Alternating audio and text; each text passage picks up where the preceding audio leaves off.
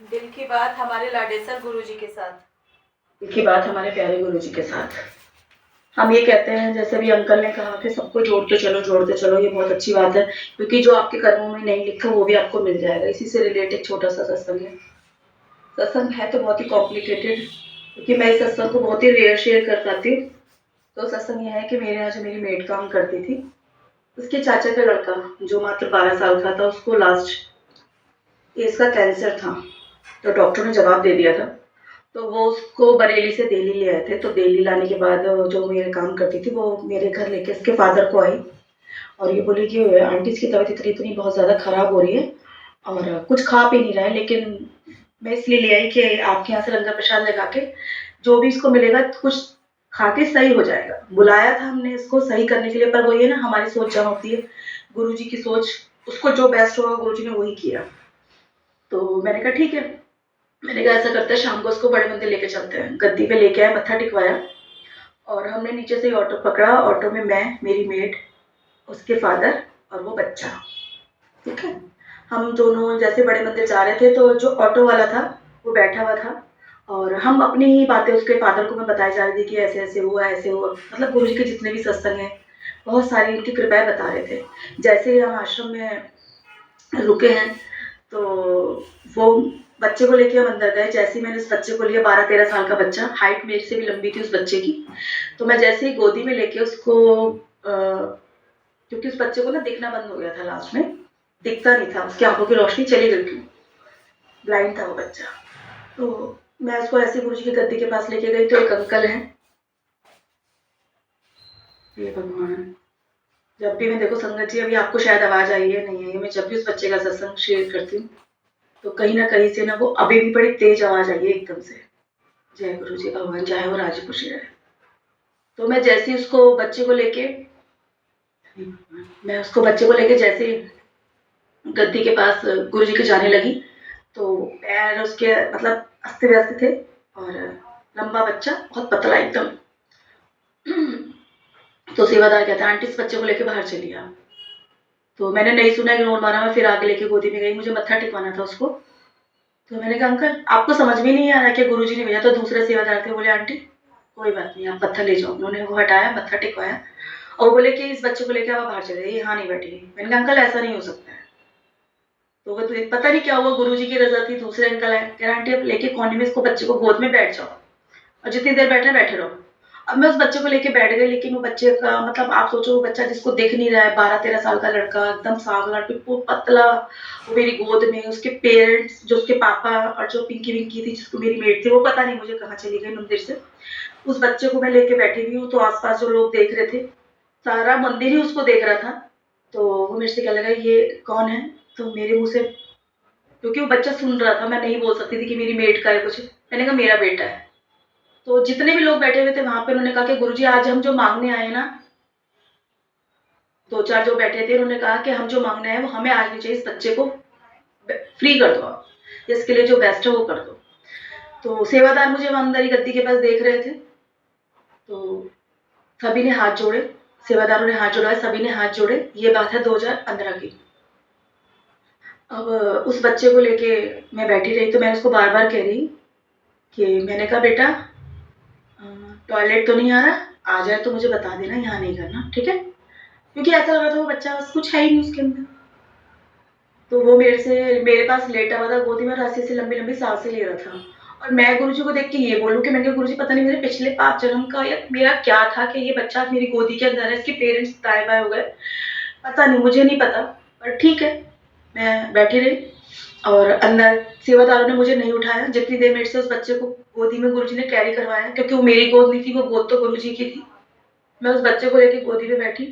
फिर मैं जैसे ही लंगर हॉल में आई तो उन्होंने पूछा ये, मैंने कहा मेरा बेटा है। कह रही अच्छा। तो सेवादारों ने एक थाली दी, उस थाली के अंदर मसूर की दाल का प्रसाद था और आलू मटर की सूखी सब्जी और उस बच्चे की जो फेवरेट थी, मुझे नहीं पता था, पूरी का प्रसाद था। पूरी का प्रसाद फेस्टिवल्स में मिलता है, लेकिन उसे पूरी का प्रसाद था। जैसे ही मैंने लंगर देखने लगी तो सामने देखा तो वो ऑटो वाला बैठा हुआ है। मैंने उसको देखा, वो मुझे देख के ऐसे मुस्कुरा रहा है। मैंने ऐसे करा तो मेरे से उसने इशारे में कहा कि आप मुझे भारी मिलना। मैंने कहा ठीक है। मैं उस बच्चे को जैसे ही खिलाने लगी तो उसने दाल प्रसाद को तो हाथ ही नहीं लगाया, सिर्फ़ आलू मटर से पूरी का प्रसाद उस बच्चे ने ग्रहण किया। उसको मैंने प्रसाद खिलाया, उसने प्रसाद खाया। अब मैं उसको खिला रही हूँ, आप समझ सकते हो उसकी मुँह से लास्ट स्टेज का जो था बच्चा, उसका लार भी निकल रही है, वो मेरा हाथ खाने में भी जा रहा है। उसको मैंने खिलाया जिस तरीके से, हाथ झूठे-कूटे लगे, तो अब उसके अंदर बच गई 4 पूरियाँ, ठीक है? सेवादारा ने और डाल दिया और वो 2 की प्लेट्स थी कि भई माँ-बेटा इकट्ठे ही खाएँगे। अब जब उस बच्चे को मैं प्रसाद खिलाने लगी, उसने अपना आलू जब फिनिश हो गया तो उसने कहा मैं नहीं खाऊँगा। मैंने कहा मैं और ले लेती हूँ बेटा। कह रहा है बस आंटी बस, ऐसे बोला। ठीक है बेटा। और फिर मेरी गोदी में लेटा-लेटा वो बच्चा बोलता है मंदिर के अंदर ही कि आंटी जब पता मैं सही हो जाऊँगा और मेरी आँखें सही हो जाएँगी ना, तब मैं सबसे पहले आपको देखूँगा। तो मैंने कहा मुझे क्यों देखेगा? कह रहा है क्योंकि मैं आपका बेटा हूँ ना पहला। मैंने कहा हाँ, तो मेरा बेटा है। कह रहा अभी तो आपने कहा कि मैं आपका बेटा हूँ। तो उसने कहा जो मेरी मम्मी है, जो मेरी माँ है, उन्होंने मेरे ऊपर मतलब इलाज नहीं करवाया था। दूसरा बेटा हो गया था, उसको छोड़ दिया था, उसका ट्रीटमेंट नहीं हुआ। तो पिंकी दीदी लेके आई, उन्होंने कहा कि ये आंटी बहुत अच्छी हैं, तो आप तो मेरी मम्मी हो जैसी मम्मी हो ना, और मम्मी जैसी नहीं मैं आपको ही देखूँगा जब मैं सही हो जाऊँगा गुरुजी के पास से, क्योंकि मेरी मम्मी ने तो मुझे छोड़ दिया, भेज दिया यहाँ पे, आप मुझे देखोगे।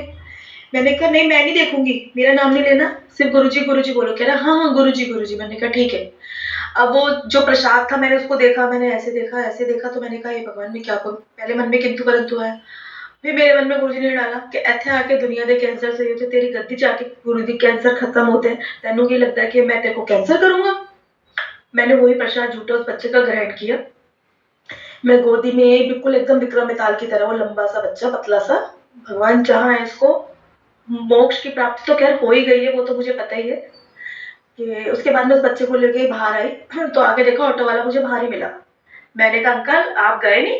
कह रहे मैं आपके ना सत्संग सुन रहा था पूरे, जैसे आप बोले जा रही थी इतनी देर से, जब से आप कालका बाबूराम से वहां तक नहीं पहुंचे तो मैं सुनता गया, तो मैं भी आ गया। और कह रहा है मैंने कहा आपको कैसा अनुभव लगा? कह रहा है मेरी ना दवाइयां चल रही थी 12-13 में गोली डेली खाता था, पता नहीं कौन सी डिजीज बताई थी उसने। कह रहा लेकिन मैं जब से आपके सत्संग सुन रहा था मुझे एक गोली की जरूरत नहीं पड़ी, तो मुझे गुरुजी ने कहा कि अंदर आ जा, मुझे ऐसा लगा। और गुरुजी ने कहा कि इनके साथ ना इनको बच्चे को छोड़ के भी आना है, क्योंकि हमें ये टेंशन थी कि वो बच्चा कहीं घर में सुसु पॉटी कुछ निकल ना जाए। तो गुरुजी ने उस ऑटो ड्राइवर के मन में ये बात डाली कि वो ऑटो ड्राइवर को गुरुजी ने कनेक्ट करके सत्संग के माध्यम से रोका, और वो ऑटो वाला वहां रुका और उसने हमें वहां से लिया। फिर भारी दो संगत हमारे नोन में थी, वो मिल गई, तो उन्होंने आके, क्योंकि मैंने गुरुजी अपने पैसों से लेके गए थे, उन्होंने कहा मेरी गोद में देखा कि नीतू ये कौन है? मैंने कहा ये मेरा बेटा है। ऐसे इशारे से कहा कि मैं भी बोल नहीं सकती कि मेरा बेटा है। तो बोले कि ये लो 2000 रुपए, आना जाना इस बच्चे को कुछ खिला देना। मैंने कहा नहीं मेरे पास है। कह रहे नहीं, ये गुरुजी की तरफ से है। तो देखो मैं तो ये बनी के करता कि मैं ऑटो के पैसे दूंगी, मैं लेके गई या जो भी था, पर गुरुजी ने वहां भी किसी का, गुरुजी कभी कुछ नहीं रखते वहां पे, मतलब करवाया। अब उस बच्चे को लेके हम घर आ गए। घर आने के बाद घर पे गए तो उसने फिर कुछ नहीं खाया, और पिंकी से बोलता है कि आंटी को बोलो मुझे आलू और वो खाना है पूरी। पिंकी मेरे से कह लगी सुबह काम करती करती आंटी एक बात बोली। मैंने कहा, कह रही कल से उसने कुछ नहीं खाया, मंदिर ही खा के आया था, कह रहा आंटी के हाथ का ही आलू पूरी खाऊंगा। मैंने कहा इतनी बड़ी बात, अभी रुक जा। आलू वाले मैंने पूरियां बनाई उस बच्चे के लिए भेजी। 4 दिन उस बच्चे ने सिर्फ आलू और पूरी ही खाए हैं। मैं और उसके लिए बहुत सारी छोटी छोटी चीजें होती है ना, पैकेट चिप्स, ये कुछ नहीं खाता था, सिर्फ आलू पूरी। उसने आलू पूरी खाए हैं 4 दिन। उसके पापा बोले कि हमारी बरेली की वो हो गई है टिकट, तो हमें जाना है। मैंने उनको जल प्रसाद वगैरह दिया, मैंने कहा आप ये ले जाओ, और लॉकेट बच्चे के डाल दिया। और अपने घर में उसको मैंने कहा लास्ट पर इसको घर पे ले आओ, मैं यहाँ बिठा के खिलाऊंगी। तो जैसे मैंने गद्दी के आगे बिठाया तो बैठ तो पा ही नहीं रहा था बच्चा। मैंने टेक लगा के गुरुजी के आगे बिठाया, उसने अपनी गर्दन ऐसे मतलब छोड़ रखी थी, कुछ था ही नहीं उस बच्चे में। तो बस मैं गुरुजी को यही अरदास लगाती थी कि महाराज इसको सही कर देना और ये सही हो जाए बस, इतना बोल के मैंने दाल बनाई थी उड़द चने की और आलू की सूखी सब्जी, जो वो खाता था उसको जैसे ही खिलाई तो उसने आलू से तो खाई, जैसे मैंने दाल की बाइट दी उसने ऐसे थ्रो करने लगा ऐसे। मैंने तुरंत उसकी प्लेट आगे करी, वो बाइट उसके मुंह की उसके अंदर, और उसने जितना खाना था वो खाया प्रसाद। और वो जो बाइट थी उसके मुंह की बच्चे की, तो मैंने फेंकनी ना समझ के, क्योंकि वो प्रसाद ही था, मैंने ऊपर जाके अपने जहाँ पे मिट्टी की आ रही थी वहां पे वो गाड़ दिया। उसके बाद वो चला गया बच्चा। 2 दिन बाद एकदम से ना रात को 11:30 बजे के करीब वीडियो कॉल आ रही थी उसी नंबर से, उसके पापा के।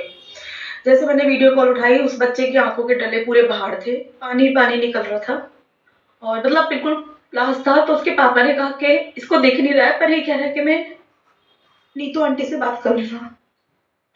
तो मैंने कहा कि अब मुझे क्यों फोन करवा रहे हो?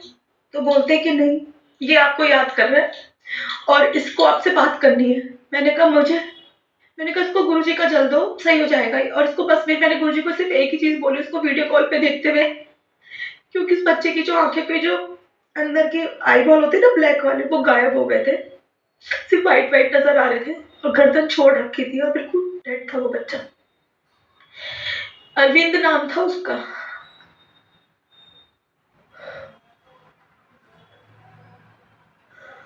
उस बच्चे को मैंने ऐसे देखा, मैंने कहा अरविंद जय गुरु जी बोलो। कह रहा जय गुरु जी। अरविंद जय गुरु जी बोलो। उसने कहा जय गुरु जी। तीसरी बार वो जय गुरु जी बोल ही नहीं पाया और ऑन द स्पॉट ऐसे गर्दन छोड़ी, फोन मेरे हाथ से छूटा। मैंने कहा मुझे लगता है मुस्कान कुछ हो गया। तो मुस्कान बोली मम्मी उसके अंदर कुछ रखा हुआ भी तो नहीं था। पापा उसकी फाइल एम्स में दिखा के आए थे, डॉक्टर ने कहा था कि कुछ नहीं है, इसके सब ऑर्गन फेल हो चुके हैं। मैंने कहा बेटा लेकिन गुरुजी कुछ करते, कुछ कर भी तो सकते थे ना, सबको सही करते गुरुजी, इसको सही करते। तो मुस्कान ने कहा कि मेरे अंकल ने कहा कि सही तो जब करते ना जब इसकी कोई करने वाला होता, क्योंकि एकदम से बुखार नहीं उतारा, उस बच्चे को कोई लुक आफ्टर करने वाला ही नहीं था, क्योंकि उसकी माँ ने उसको छोड़ दिया था। अब मैंने फिर बाद में कॉल किया पिंकी को, उसके पापा को तो कॉल नहीं किया। मैंने कहा पिंकी ऐसे ऐसे अरविंद का कॉल आया था उसके पापा का वीडियो कॉल पे, और वो तो कहते हैं आंटी वो पूरा हो गया। अब मुझे नहीं पता मेरा उस बच्चे से के साथ क्या कनेक्शन था, क्या कनेक्शन नहीं था, लेकिन उसके कुछ महीनों बाद जो उसकी मुंह की बाइट मैंने ऊपर डाली थी गमले में, उसके वहां से, उसमें हम पानी वानी कुछ नहीं डालते थे, कुछ दिनों बाद उसमें गुलाब के फूल अपने आप ही उग गए। उन काले गुलाबों में से, लाल गुलाबों में से एक ब्लैक कलर का गुलाब था, काला अपने आप बहुत। और जब भी ऊपर छत पे वॉक करती थी तो मैं ये देखती थी कि ना इसमें खाद ना पानी, ये सिर्फ एक उस बच्चे की झूठन डालने से उसके अंदर फूल उग गए। तो ये है क्या? तो मैं जब भी निकल के जाती थी ना क्यारी के पास से, तो मुझे अकेले जब मैं होती थी, जब मेरे साथ कोई वॉक कर रहा होता था जब नहीं, लेकिन जब भी मैं अकेले जाती थी तो मुझे महसूस होता था कि उसकी क्यारी में से ना आवाज आती है मम्मा, या बहुत अलग सी